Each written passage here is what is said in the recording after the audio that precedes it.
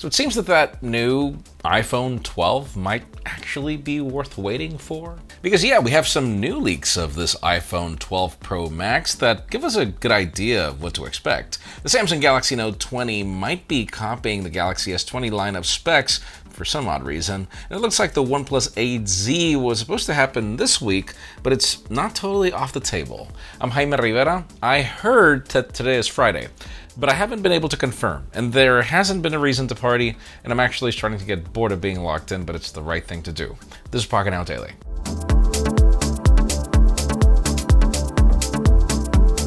The official news today began with, I shouldn't even repeat that initial phrase. We always begin with deals, and it's with a purpose. Obviously, the more money we can save, the better, and that's what we're here for, to help you guys out. Right now, Amazon has the Google Pixel Slate for $350 off, and this is for the 8GB of RAM and 64GB of storage variant.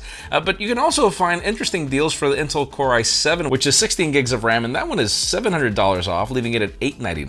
Then the Samsung Galaxy A50 is $100 off, leaving it at $250 shipped. And finally, B&H has the Lenovo Smart Display for $30 off, which means you can get it for $99. All the links in the description for everything.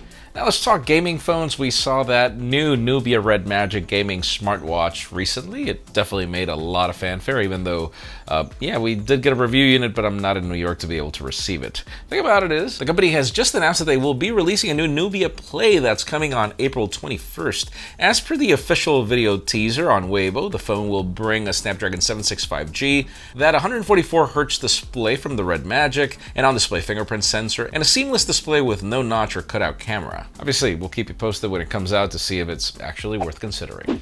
Now, how many of you are actually using the Apple Card or have considered the Apple Card? I'm sure that every one of you knows what this is. It seems Google does too, and the company wants to do something about it, as apparently the company is working on their own debit card, because why not? According to sources, Google wants to bring their smart debit card in partnership with Visa and maybe MasterCard, which would be linked to main bank accounts, allowing you to use a physical card for purchases. The leaked screenshots show that Google would go heavy on security measures in case the cards get stolen, also allowing you to pretty much entirely shut it down. It has more security measures like showing you the location, time, and amount to make sure that you are actually making the purchases. And even though we don't have a timing yet or what the name is going to be, it'll most likely be the Google card, because, yeah. And don't forget that our extended coverage happens on Instagram. Yesterday we had our podcast, which goes live on Instagram Live and also has the audio variant. We'll definitely link to that in the description. But the point being is, it was Michael Fisher and Joshua Vergara discussing OnePlus Z, which we didn't get, in addition to everything about the OnePlus 8. Within the discussion, yes, we were talking about how we were supposed to get that mid-ranger and it didn't happen. According to OnLeaks, the phone was supposed to be unveiled at the event, but was delayed until the summer due to the coronavirus outbreak. The OnePlus 8 Lite, or 8Z, is tipped to bring a 6.4-inch display, which has 90Hz refresh rate, the MediaTek Dimensity 1000 chip, 8 gigs of RAM, and up to 256 gigs of UFS 3.0 storage. This is what most people wanted the OnePlus 8 to be, to a certain degree. So yeah, we'll see how that ends up panning out. It'll be, locked to certain regions. We'll see.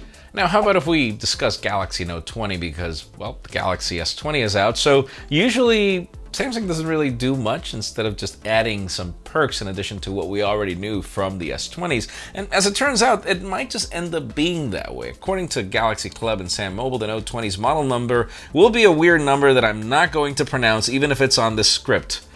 Yeah, Diego. And it has a battery capacity of 3,880 milliamp hours battery, which means it will most likely bring a 4,000 milliamp hour in the specifications, just like the S20.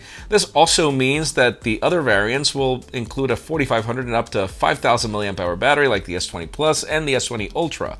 We're expecting for these phones to launch in August if everything goes well with the pandemic situation. But, the biggest question would be, is there going to be a Note 20 Ultra, and what will it be? And hopefully it'll be better than the S20 Ultra. But finally, the hottest news today have to do with iPhone 12 once again. Obviously, the iPhone SE has just taken the world by storm. The iPhone 11 was a very beloved product, and now we continue getting rumors of the iPhone 12. And if you remember a couple of days ago, I discussed over how this new design might not be a good idea. But as you look into the spec sheet, yeah, it might actually be compelling, as according to news sources, it will be reportedly bringing a 6.7-inch display with a similar bezel and a smaller notch, pretty much like what we see with the OnePlus 6. It will also bring an 120Hz display, now with ProMotion feature. At the back, we also will bring 3 camera sensors and that LiDAR sensor that we get on iPad Pros. The antenna bands are apparently also getting improved Wi-Fi and cellular speeds, and the design will, again, just like in the previous rumors, be boxier like the iPad. Which leads me to the question today. I mean, what do you think?